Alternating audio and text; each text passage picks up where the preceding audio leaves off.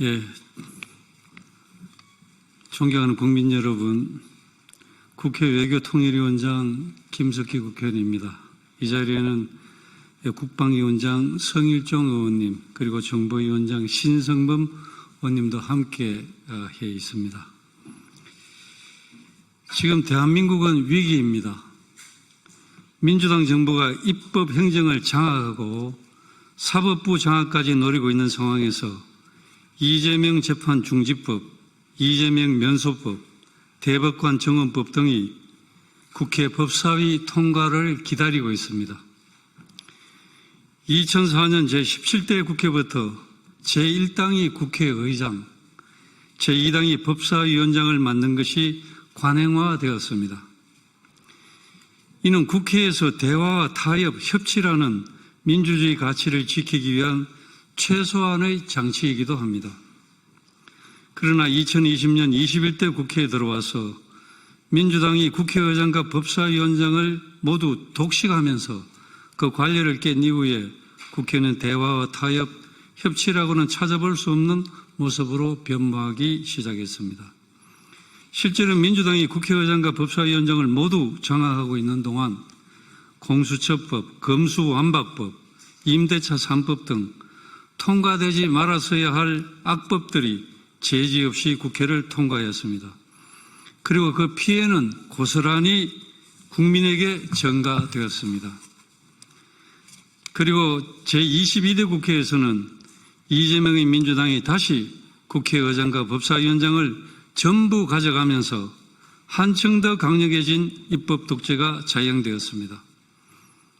정청래 법사위는 민주당의 거수기 역할을 자임하며 이재명 방탄법을 비롯한 각종 악법들을 통과시키는데 선봉에 섰으며 입법권을 남용하여 무분별한 포퓰리즘 악법들을 마구잡이로 통과시키고 대통령이 계속해서 거부권이라는 헌법적 수단을 사용할 수밖에 없게끔 유도했으면 물론 29건의 탄핵안 발의를 남발하여 국정 발목 잡기를 넘어 국정 마비를 유발하고 결국 정치를 파탄으로 이끌었습니다. 이제 그 이재명이 대통령이 되었습니다. 이로써 법사위를 관장하는 법사위원장, 본회의를 운영하는 국회의장, 그리고 행정부의 대통령을 모두 민주당이 장악하였습니다.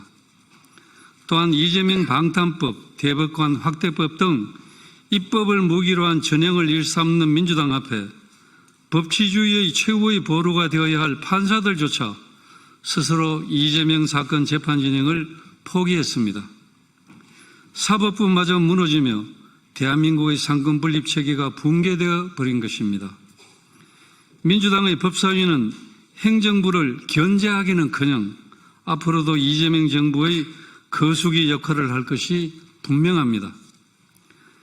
그럼에도 민주당은 자신들 몫이라며 새로운 법사위원장을 선출하기 위해 곧 본회의를 개의하려는 시도를 하고 있습니다. 야당과 상의도 없는 일방적인 본회의 개의와 독단적인 국회 운영 등 더 철저한 입법 독재가 시작된 것입니다. 민주주의의 기본 원칙인 상호 견제를 위해 법사위만은 야당인 국민의힘이 가져와야 합니다. 이에 저희는 민주당이 법사위원장직을 국민의힘에 넘겨주고 원구성을 다시 할 것을 강력히 요구합니다.